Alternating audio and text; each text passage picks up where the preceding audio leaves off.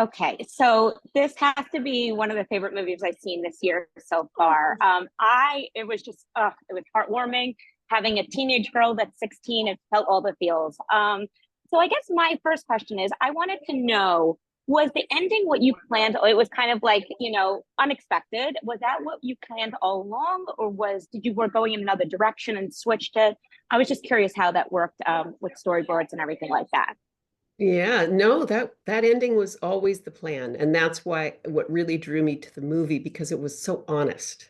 And it wasn't going to try and sort of, I don't know if you remember the movie Parent Trap, where it kind of made it seem like if you can't get your parents back together, then you're not trying hard enough. And we didn't want to send any kind of message like that, right? So it was very important that the story stayed really honest to what happens to a lot of families. And can I do the spoilers? Is that cool? Yeah, that look, sometimes people don't stay together.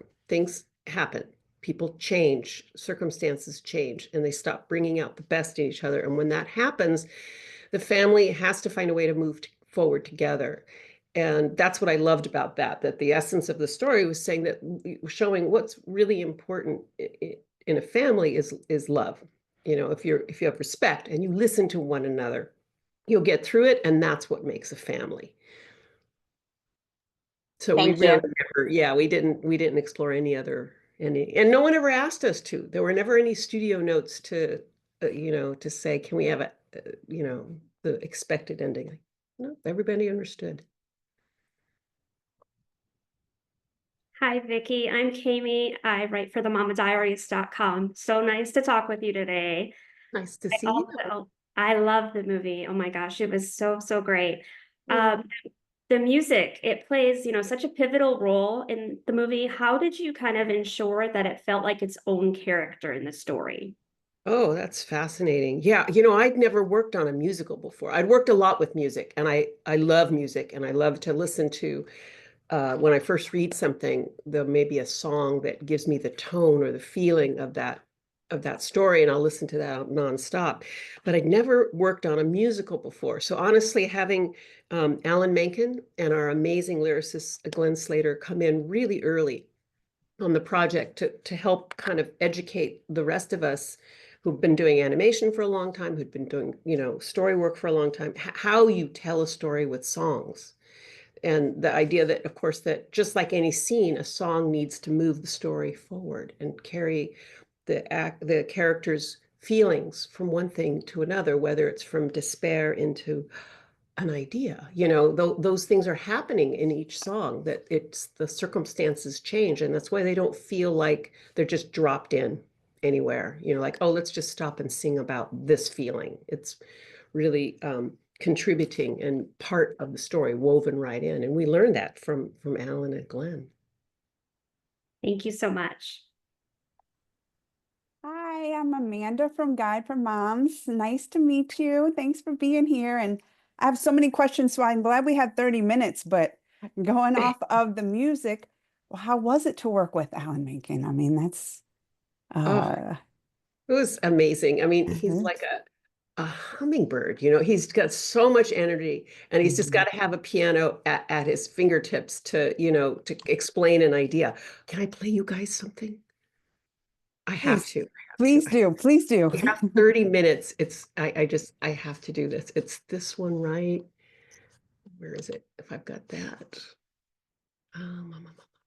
It is a music file. Ooh, well, I'll go with this. Okay, and then you'll have to tell me if you can hear it. But the very first time we sat down with Alan Menken, okay, maybe you can see this. Can you see anything? Okay. First time we sat down at like a music retreat with Alan there in the corner, and then that's Glenn Slater, our lyricist. Our writers were there, our producers. This was back in 2018 or 19, something like that. And he came up with this little melody, and we were weeping. Let's see if you guys do too. Whatever.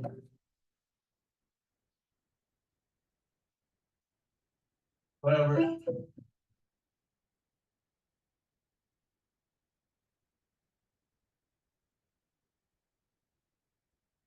Isn't that great? Just a little piece. I just had to share a little bit there. Let me get this. Oh, I didn't hear it. Did everybody else hear it? Oh, you couldn't hear it. Oh, I Audio. couldn't. Oh, right. Let's see. Audio settings. Audio. Output.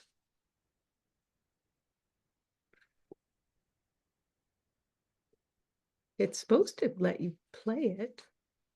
Let me try pushing the volume. Did you hear a tiny bit at all? Or It nothing? cut, I thought it cut in and out, so I'm not sure. Let me try one more time. Okay. I've got it set for sound. This new, the Zoom updates are very confusing. Let me try one more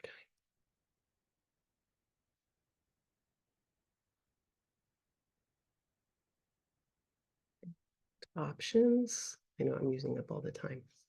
Optimize for sound. There we go. All right, let me do this again.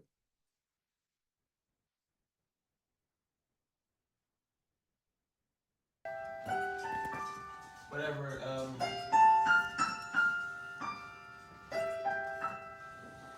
whatever.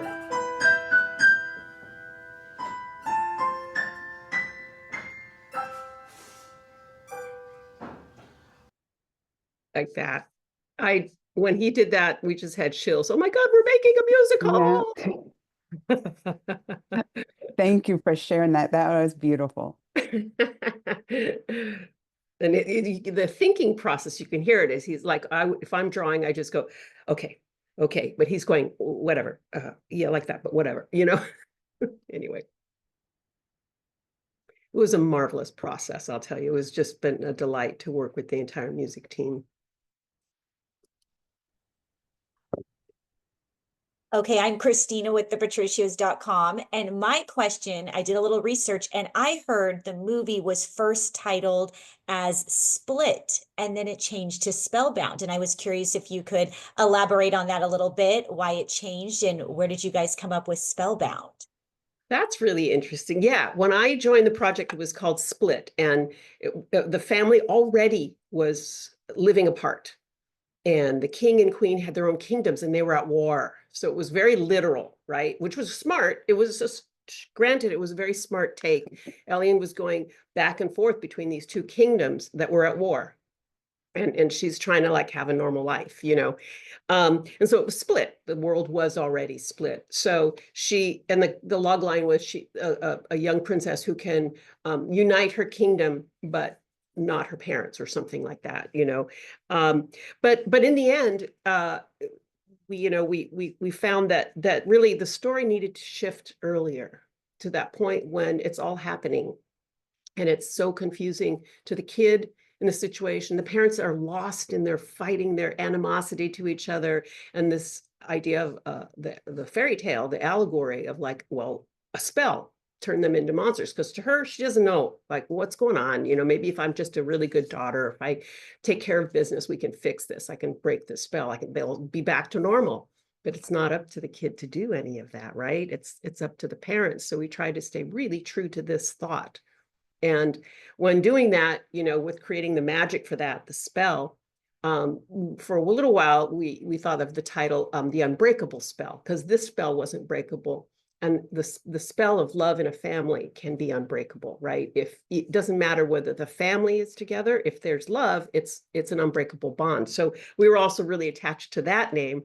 But, then it was like, well, let's just simplify it. Let's call it Spellbound, because it still has those attributes to it, that they're bound by a spell, but they're also bound by the spell of love to each other and the spell of family. Thank you. Hi, I'm Kathy. I'm with Live with Kathy, and I appreciate you being here. And I wanted to know your inspiration and vision. What inspired you to direct Spellbound, and how did you develop this visual style and tone of film? Well, I was very inspired by the movie leading with its meaning, with the heart, that it had something very real to say and a truth that was very important to remind people of, about what really makes a family. So I love that. I love the honesty of it. Yep. And so I signed on. And then there was some early artwork done that was very beautiful. It was very fairy tale, but it was very familiar. It was like you would see in an English-based fairy tale, or there were like princesses with the cone on the head, and a castle that was very familiar. And because the story actually originated with several artists and writers in Madrid, and we were going to animate in Madrid. That's where our studio is based with all the artists. So, and my mom is from, Latino background, got Latino background. And I just thought, let's tap into that early Spanish, like the Moorish influences of ancient Spain with its, domed roofs and those archways and the dresses, the big royal dresses that were like buildings all by themselves. So we started with that stuff and then kind of built our fantasy world on those motifs to give us something, fresh and different. I worked on Fern Gully, so maybe that's where the tree came from. I'm not stealing, I promise. You're incorporating. Yeah. But the story was, I'm a single mom, and my kiddo turned around and said, home is where the heart is. So, it was a beautiful movie. Wonderful. Thank you for that. Thank you. Thank you. All right. My next question is, I having a 16-year-old myself, I think it's hard sometimes to get the 16, 17-year-old age to watch animation movies, like it's just general. So I said to my daughter, she's a musical theater kid. I said, you got to watch this with me. It's music. You have to go watch it. And she absolutely loved it. I want to know, how did you, and she told her friends who are all musical theater kids, so there's going to be a big audience there. How did you tell, who do you want to reach? I know you want to reach those age. I know, do you want to reach everyone? Is there things you're, hoarding in on to reach for our target audience for this movie? Yeah, it really is for everyone. I don't think it's aimed, it's very, the colors, little kids come along for all the funny sillies and the color. And it's always been my experience that very young children grow into the themes later. They'll watch it again and then they see things they didn't get. So, and that's okay. We're not talking down to the children. We start here, up high. And, the parents understand it.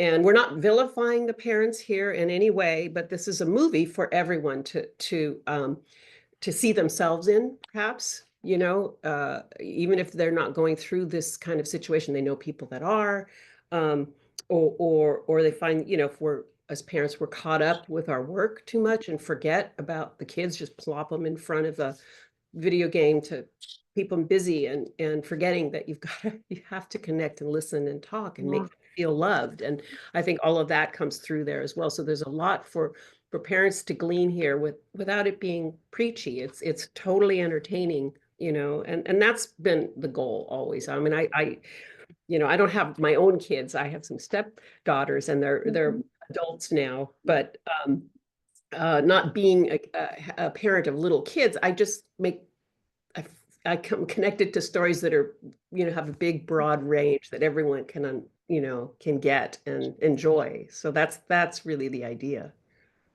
I think you nailed it for that. Thank you. So I really love the variety of the different mythical creatures. Can you talk about what was your inspiration behind the design of them?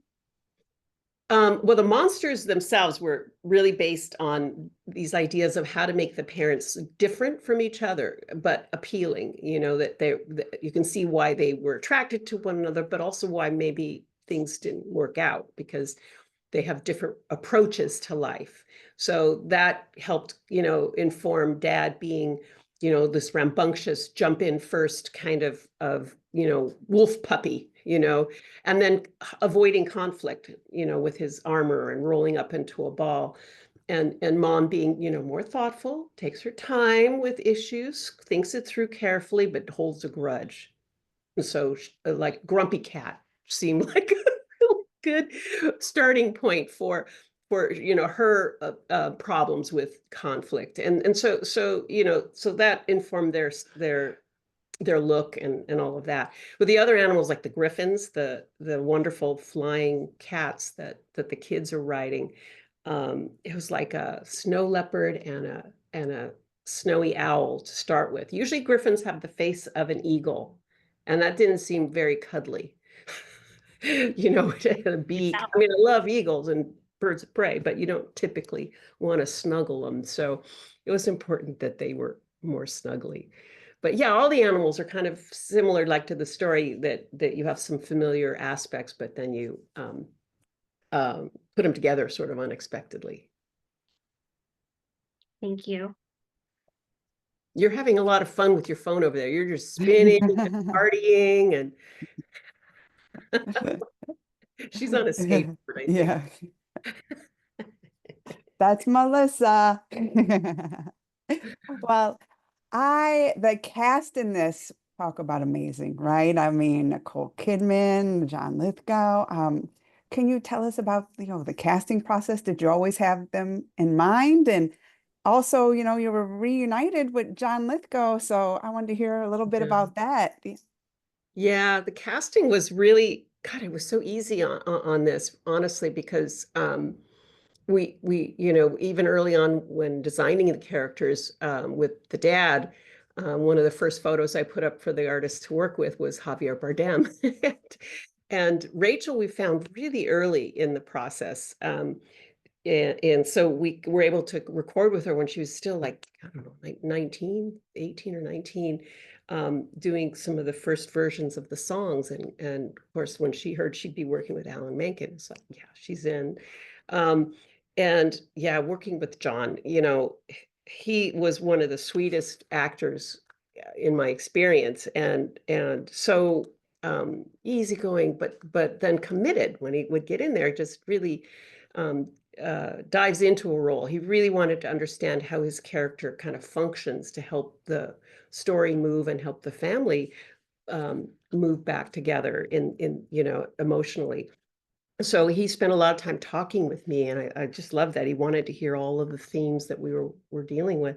But it was so great to be reunited with him, and there wasn't anybody else. As soon as I mentioned that idea for Minister Bolinar, casting and the leadership at Skydance just went, yeah.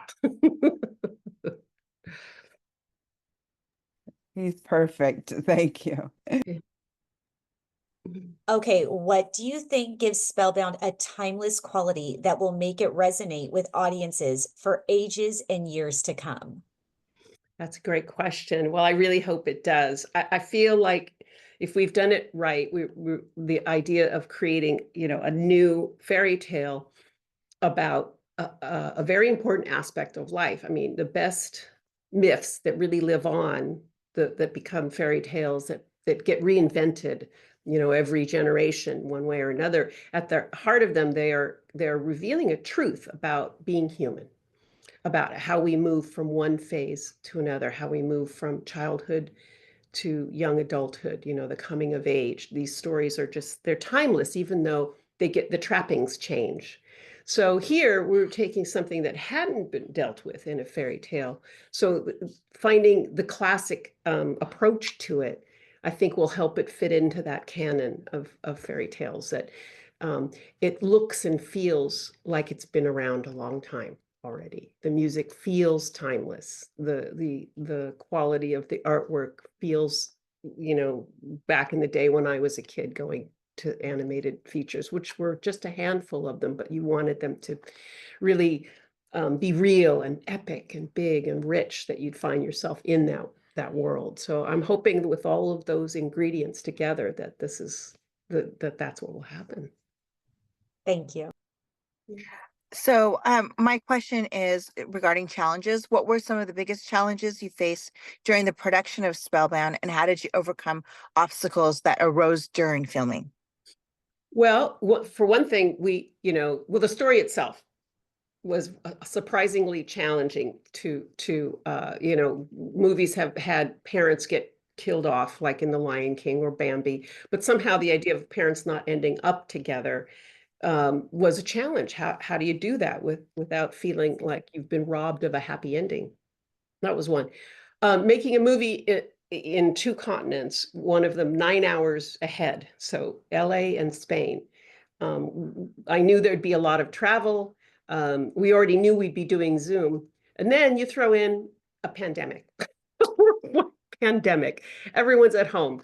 everyone goes home with their computers, you know, but oddly, like what we're doing now, it became more personal, because when we first were thinking of having big meetings from LA to Madrid, this room would be filled with people and they'd all look really, really small. You know, they'd be all these artists with one or two people doing the presenting, and me on the other end with, you know, all our people. And then that's very impersonal. So then when we all went home, suddenly I'm seeing everybody's face and their name and the dogs running around in the background, and it got really familial.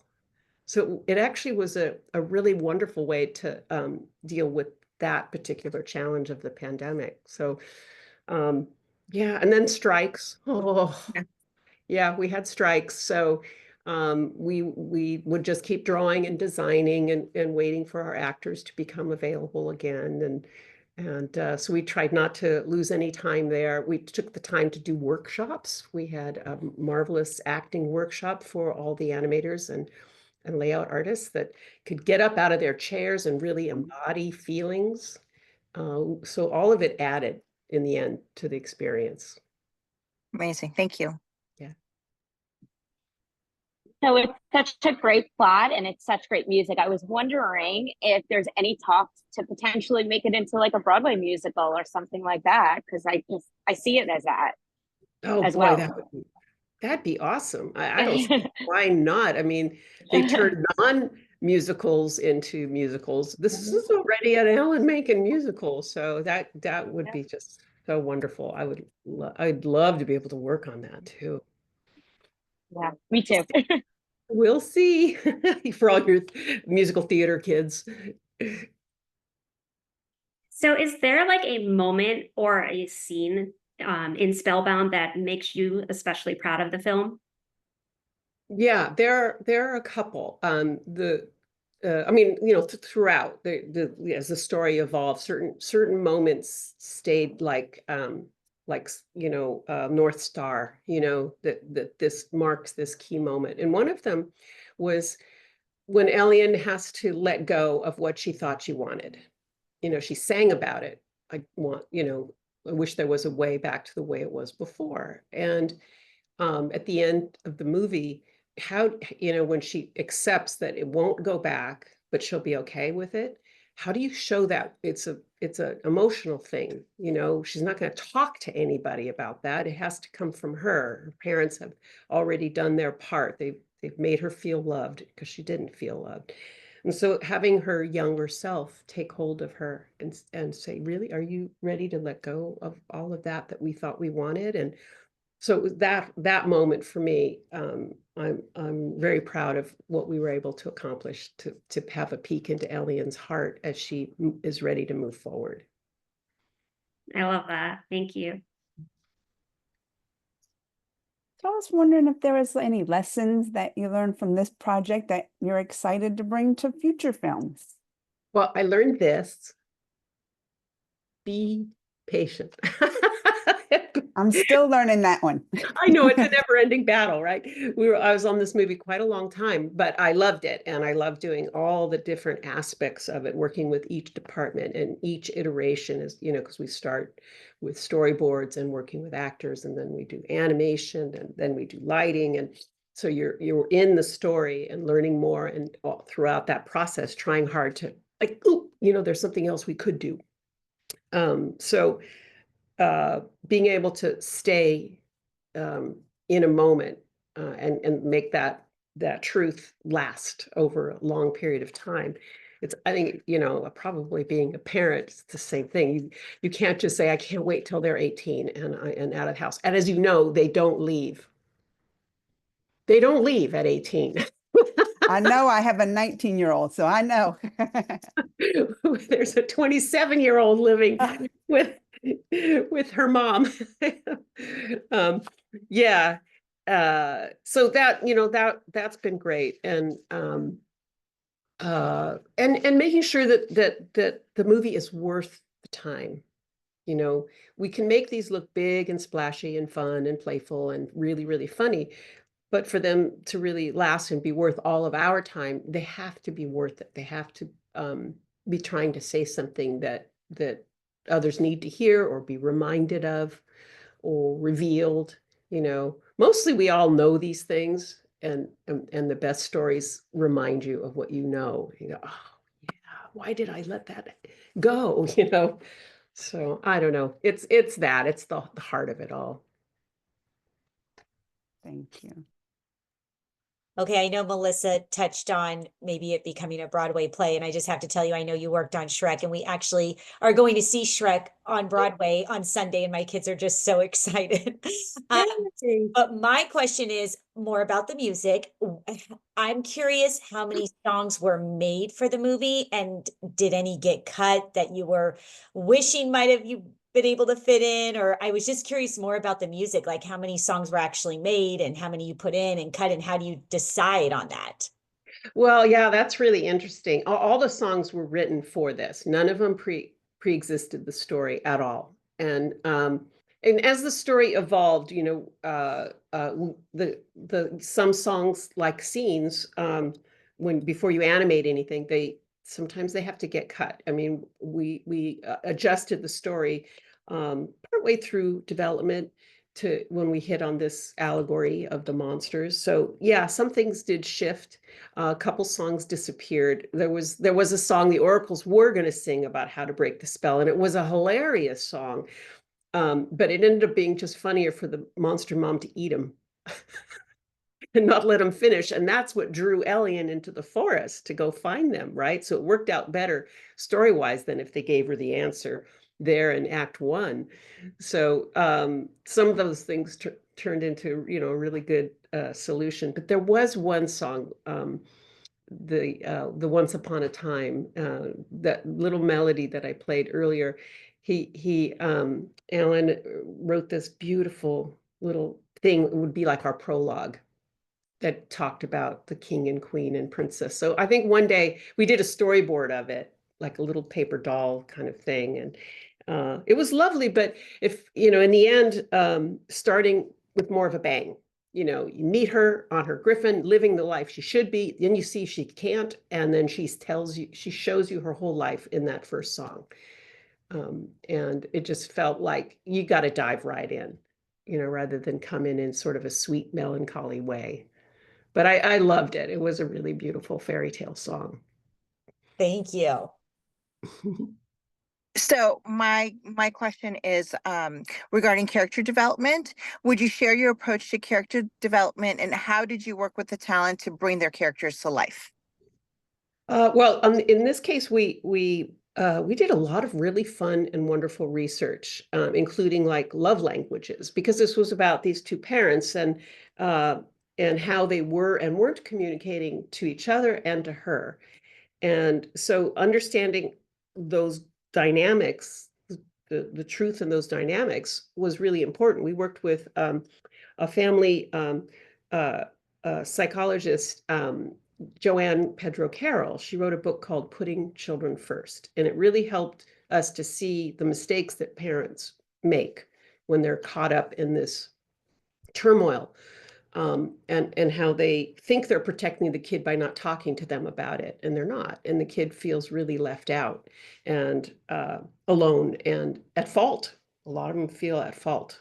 They like if they're just a better kid, if they're do better in school or help mom or try to interpret between the two parents, they can fix this. And it's not for them to fix it. Their right is really just to be a kid.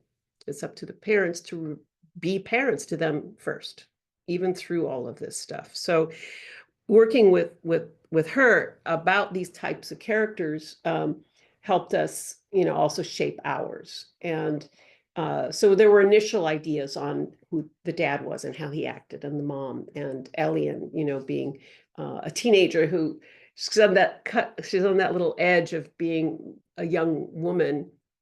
She's still very boyish, but she's like, she would love to have parents to ignore, and that's a delicate balance. We didn't want her to be cloying and I just want my parents back, and like a little one, like a little 7-year-old. So she had to have that balance of like, wouldn't it be nice to be normal and have parents that are just so annoying? you know, and it comes through in the song. So that's, you know, we work internally first, and then the actors understand that, they hear that, and they start to bring their own interpretation of that. Like how so, you know, with Rachel, how would you, you know, chastise your mom for being annoying to you? You know, what would you do? And you know, is it an eye roll? Is it, you know, those are her choices on how to get mom in line, you know? So it was really fun. It was the same with working with the artists too. Oh, there goes my puppy. There you go. Thank